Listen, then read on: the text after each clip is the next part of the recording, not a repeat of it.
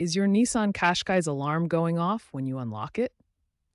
The most common causes are a faulty door latch microswitch or a key fob synchronization issue. The microswitch, located inside the door latch, detects if the door is fully closed. If it fails due to wear, corrosion, or manufacturing defects, it can send a false signal to the car's computer, the BCM, triggering the alarm. The key fob can also lose sync with the car's immobilizer system due to battery drain, interference, or ECU glitches. Understanding these fundamentals is key to fixing the problem.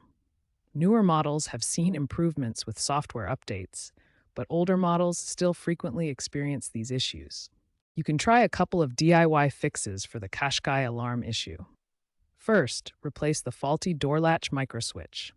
You'll need to disassemble the door panel and swap the switch, with part numbers varying by model. You can find replacement switches on sites like Amazon or eBay.